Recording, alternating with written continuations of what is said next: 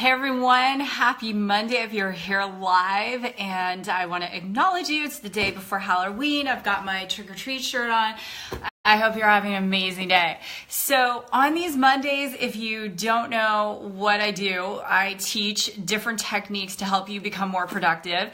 I respond to fan questions of things to teach, and today I'm talking about how do you torch objections in sales using some different strategies. I am an NLP certified coach, so I like to bring a lot of neuro-linguistic programming in, and that isn't like wacky hoodoo weird stuff. It's just NLP shifts the neurology of the people we're communicating with, so it can help us become more productive, which is awesome, because isn't that what it's about? So we can create more time, become more efficient, so we can do the things we love. And so often I'll write some notes before I do this so I can make sure I give you guys everything that you deserve. And I want to acknowledge you for stopping in. Today I'm going to be doing some interaction with you, so I am reading, and it's great to see my friend Jessica. Shouts out to you, Facebook Live. I see Miss Michelle Andrews. Hey, shouts out to you in California, and Bruce, who's a great student of mine, so shouts out to all of you. A couple things really quickly. My course, Organize Your Life, The Fundamentals, that's where we get your life together, and that's the first class in my stage of Organize Your Life training. That starts in January. And I'm going to give you a secret. Shh. On Tuesday, the Tuesday before US Thanksgiving, Turbo Tuesday, we're calling it, we're going to give an epic web deal. So wait for that. Check it out. You'll be able to share it with everyone. That is a 6-week course. I do teach it live. So that's coming up. I have closed the registration for Business Academy. That's where you learn how to build an online business. And the last one I built, it was profitable in 4 hours, which is super cool. And so I teach you how to do that stuff. That starts this Wednesday, but sorry, you can't register. We closed it. Can't help you. Anyway, so that's coming up, and my blog, susansly.com, is always available for great tips and strategies. If you love these or you have feedback, comments, I do read them all. Personally, I don't hire someone to do that, so put your comments in. I'd love to see them. So let's get started. Let's talk about objections. So how many of you are in some form of sales, and you either, like Miss Jessica, have a virtual consulting business which rocks, doing amazing, or maybe you're in network marketing, or you sell real estate. How many of you have some form of a sales business? Just type yes in the box right now. And you know that you have to make sales to make money, right? Yeah. And maybe you have kids or fur babies, and you're like, oh my gosh, if I don't make sales, then guess what? How am I going to pay for their tuitions or pet food or real food or whatever it is? And so selling, it does make the world go round, and it's something we really have to do in any kind of business you're in. And whether you're speaking to people virtually or you're doing belly to belly, face to face, objections are going to come up, right? And so when the objections come up, we want to start with our mindset. So let's get that clear first.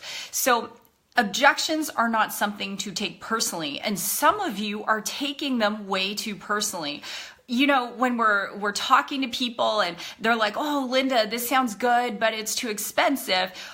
Sometimes we can go into this fight or flight and be like, oh my gosh, it's about me, and I need to be better, and I need to be more attractive, and I need to be more successful to people to buy. No, get out of your head. That's not the case at all. Write this down. For some people, the timing just isn't right. That's the first thing. The second thing is, it might not be about you, but it might be about their perception, and perception is reality. It might be their perception of what it is you have to offer that is preventing them from really being that place that they're receptive at the moment. Sometimes people can make excuses, and they're genuinely embarrassed about their situation, and it could be financial. And so you've had the conversation, let's say, that person's talking to Michelle, and they're like, oh my gosh, this is something I'd really like to do. And then as they get closer to the price point, that person isn't telling Michelle that they're, tens of thousands of dollars in debt, and they don't have $600 right now or whatever. So different things can come up. So the first thing is, your mindset is, repeat after me, I will not take this personally. I will not take it personally. I can promise you that, Elon Musk, who, founded Tesla and SpaceX and now has a new drilling thing he's doing. When someone doesn't buy a Tesla, I don't think he takes it personally. I don't think he loses sleep. Richard Branson, if someone doesn't fly Virgin, I don't think he loses sleep about that, so we can't take it personally, but in business, in the face of challenge, we can either give up or get better. So the second thing around mindset and objections is like attracts like. So if you have money issues, chances are you're attracting a lot of money issues. And I really recommend you get your financial head on straight. Books like Secrets of the Millionaire Mind are great by T. Harv Eker. I love that book. Rich Dad, Poor Dad is another great book to read. Around money mindset, The Alchemist by Paulo Coelho, The Richest Man in Babylon. That was one Jim Rohn recommended to all of his audiences. Those are all great books because if you keep attracting, this sounds good, but it costs a lot of money, you have to get right with that. Okay, that starts with you. And a friend of mine, he was in sales for Tony Robbins. And so Tony would go and send this crew into a city where he was going to have an event and they had to sell event tickets. And they were all living in this one apartment. They were struggling a little bit. And finally, my friend goes, you know what? We're just going to start buying whatever people sell us because it's this, law of reciprocity, right? So if someone come to the door and sell encyclopedias, they buy them. Vacuum cleaners, they buy them. And that was one of the things they did to shift their mindset from lack to abundant, right? So if we want people to do business with us, we shouldn't hang up on the telemarketer when we go into the store. And I'm not going to name some of the stores that drive me crazy where they're all over you. It's like, oh my gosh, it's like flies on honey, and you go in there and they're like, can I help you? And you're like, no, I don't want your help. I teach my sales academy. I teach an NLP selling course. I teach my sales academy students. I'm like, no, you be nice to them. When they want to rub the cream on your hand or spritz the perfume, you be nice because it's again, that whoever we're being is what we're attracting. Right? So with regard to mindset is whatever it is that you're attracting when it comes to objections is a disresonance. And I don't even know if that's a word, I'm making that up, a disresonance or a lack of harmony within you. If you are in network marketing and you're attracting people who are like, ew, network marketing is a pyramid. I'm going to get, whatever. I don't want to be drawing circles and whiteboards and inviting my friends to dinner and they don't know what they're doing. You need to get clear on network marketing. And that's why I love books like Go Pro by my friend Eric Worre. I wrote a book on SusanSlyBooks.com called Inspired to Win in MLM. I think it's like 96 pages. T. Harv Eker is in it. Mark Victor Hansen's in it. A few of my other great author people that I know contributed to that. And I talk about network marketing. I talk about the history of it. And it's something, network marketing is one of the businesses that I run. And it's something you should be proud of. So do I attract network marketing? Actually, no, I don't, because I'm so clear on the value of network marketing. If this makes sense, say yes in the chat box right now. If this makes sense to you. Okay. So next, if you're attracting the time thing, then chances are, oh, Bruce, this sounds good, but I don't know if I have the time. You're not clear on time. So write this down. If I attract the same objection 3 times in 3 days, then chances are there is something I need to work on. Okay. If I attract the same objection 3 times in 3 days, there's something I need to work on. Is that a mathematical formula? No, I just literally made that up, but it's that frequency and it gives you a target, right? It gives you something to go, ooh, I'm kind of attracting that all the time. So get right with yourself, get clear. The other tip I'm going to give you, some of you have great products, services, but you're not right with yourself. So one of the things I did years and years and years ago is I wrote out some I am statements. Now, Wayne Dyer, while he was alive, such a beautiful human being.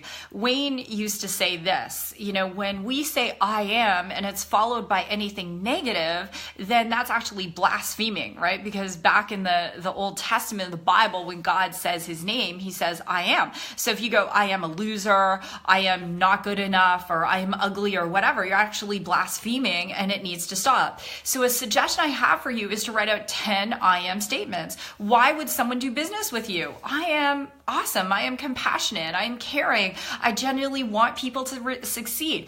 As you begin to do that and read those every day, then this is the mindset work. That's all of it. I could do a 3-day course in it, but that's like a few minutes just there, and hopefully it's helpful. So we work on our mind, the thing between our ears. And then the next step about objections is getting clear on our product or service. So what are reasons people would want to buy it? Because one of the things I teach my students is that if we're very clear on what the benefits are, we're going to communicate that and articulate that clearly. So let's say one of my students has solar panels. So let's say I have these solar panels. What are 10 reasons in which these solar panels can benefit a potential client? And you should be clear.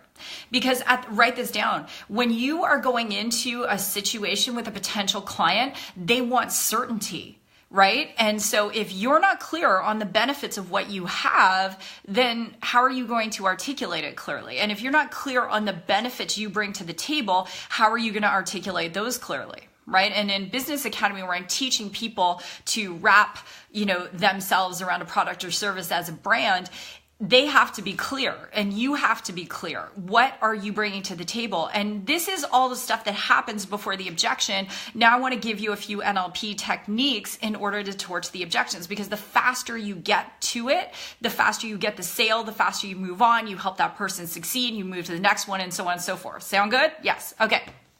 So the first one is the elephant in the room technique. So in NLP, we use the elephant in the room technique to really flush out what that person is probably thinking. So we might say something like this: Riel, you are probably thinking that you could have some benefits from this, but wondering if you can really, utilize these products. Or you're probably thinking this sounds good, but how much does it cost? You're probably thinking, oh my gosh, this house looks amazing. Can I afford it? You're probably thinking that, you would love to hire me as a coach, but you're wondering if you're really going to have some tangible benefits. So when we use the elephant in the room technique, what this does for the potential buyer is they're like, oh my gosh, this person gets me. Oh my gosh, they totally understand me. And this is the power. So think of some elephant in the room statements you can use for your product or service. So when I'm doing a presentation and I'm talking about a service, then, I'm starting with that. One of the things, to give you an example in network marketing that I'll do, is when I'm doing a presentation, I'll say something like this in a live presentation. Some of you are probably thinking, oh my gosh, is it going to be worth my time to sit here for 40 minutes? Right? And people start to go, oh my gosh, she's a mind reader. And I'm not. I don't have a toll-free number. There's no 1-900 Susan Sly or anything like that. You just begin to do that and state the obvious, elephant in the room. It's going to help you tremendously as you go into it, because people at the end of the day, they want to begin to do business with people who are just going to be forthright. They're going to get them. People don't want perfect. What they want is results, and what they want is certainty. The next NLP technique is really around centering around listening to the person and how they want to be communicated with. So I did another Facebook Live on this, and I'm going to do a podcast on this, the different communication styles. So the first one is visual. Almost 70% of people are visual, and they're going to use imagery style words. They'll say something like, I could see the benefits in that, or they're going to say, I could imagine myself doing that. So if 70% of people are visual, why are you just talking to them, right? So in order to make the sale, you want to use visuals for that person. If you're in weight loss, that would be before and after pictures. If you are in some kind of product or service like a realtor, you want to show photos of the house, you want to do those things, and then you want to use this word.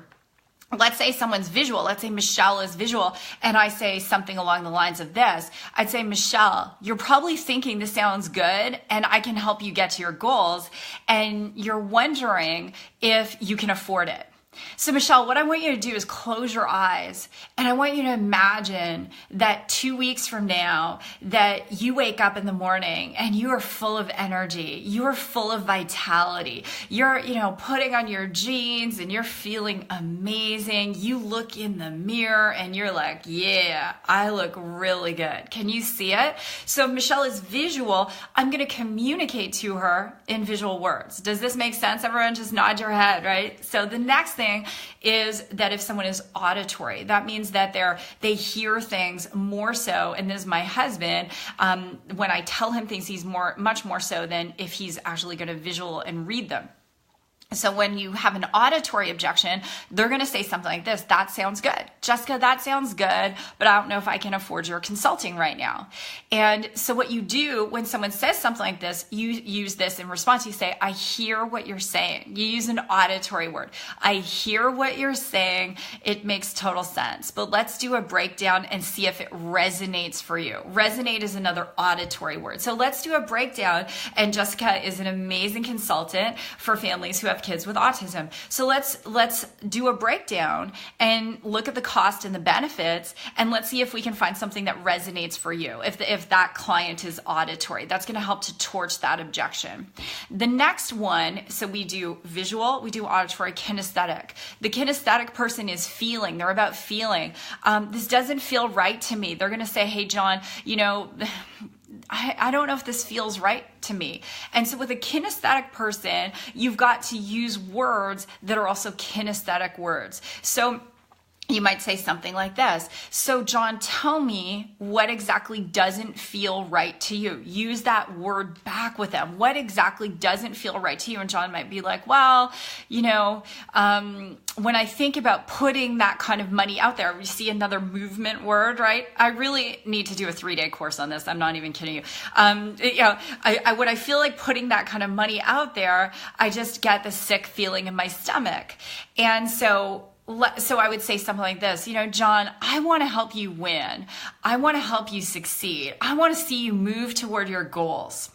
And so let's break this down and see what we can come up with so that we're in a position where you're getting everything you want, you're feeling good about it, and it's just, really at that gut level, something that you want to proceed with. Does that sound good? So hopefully this is making sense, guys. That's just a little small bit of NLP for you. So just a recap, if someone's visual, you're going to use visual words like imagine, and then if someone is auditory, you're going to say, it sounds like, I hear what you're saying. If someone is kinesthetic, it's all about that feeling, right? And so when you do that, that's going to help with the objections. Now, another ninja tip I'm going to give you with objections, and some of you may be saying, well, Susan, how long have you been in sales? Well, I had my first business when I was 11 years old. I had this Christmas ornament business. I started to sell Christmas ornaments. I got my share of rejection. Who can reject an 11-year-old kid selling $2 ornaments? Rude person, karma, whatever. Anyway, so that was my first business. I had my first online business in 1997, if you can believe it. So 20 years. Oh my gosh. It was called Making Fitter Bodies. It was an online coaching business, for personal training. And, it was one of my famous clients was Joey Votto, who went on to go and play AAA baseball, but they found me through there. And, anyway, so I've had businesses for a long time. I've been doing this stuff. I've run sales teams and done all sorts of stuff. And, the biggest thing at the end of the day is sometimes people are in one of two camps, right? That they're looking to us because they genuinely do want to do what we have to offer, our product or service, but they just want us to help them cross that finish line, right? That's 80% of people. Then there's the 20% of the people who are just wasting our time. And I want to give you my final tip. And if this has been helpful, tell me what you're taking away, what you're learning. I'm going to read these in a moment. And if you have other ideas and things you say, hey, Susan, I want you to train on this. Oh, thanks, Nina. I appreciate this. Thanks, Sherry. So let me give this one to you. So one of the ways that I get people to get to the point is I say this. So Bruce, when I can get your questions answered for you, are you going to be in the position to make a decision to get started? And then I repeat his goals to him.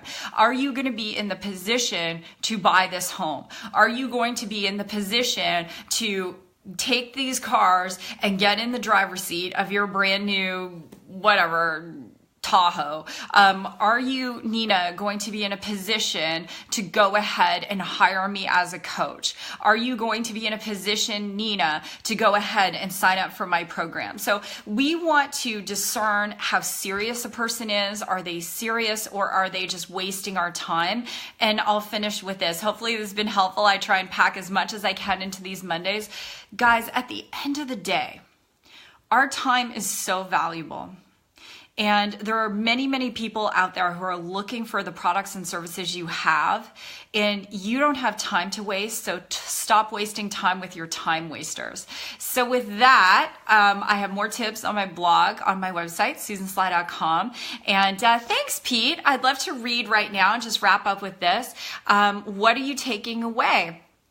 So what's the name of the books? Yanilda Hun, was that the books for the money mindset? Are those the ones you're asking? Oh, thank you, Lanny. I love it. Thank you, Tina. You are awesome.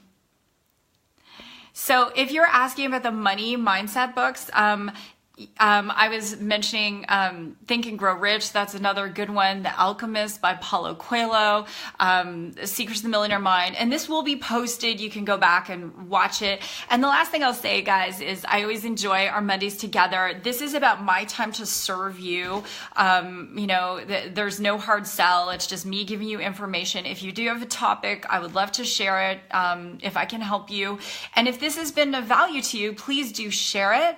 I would love to see you share it. Please get it up there, and I will be here again next Monday. Yes, Jessica says, don't take things personally. Oh, when people unsubscribe for your email list, that's a whole other topic, email marketing, but they're not rejecting us. They're just, they could have received several sales offers that day. I unsubscribe to things all the time, right? I'm sure when I unsubscribe to Michael's, oh my gosh, they email so many times a day. When I unsubscribe, don't think the CEO of Michael's lost sleep over that. I really don't. Anyway, so with that, love you guys. Go rock it. And I will see you next Monday.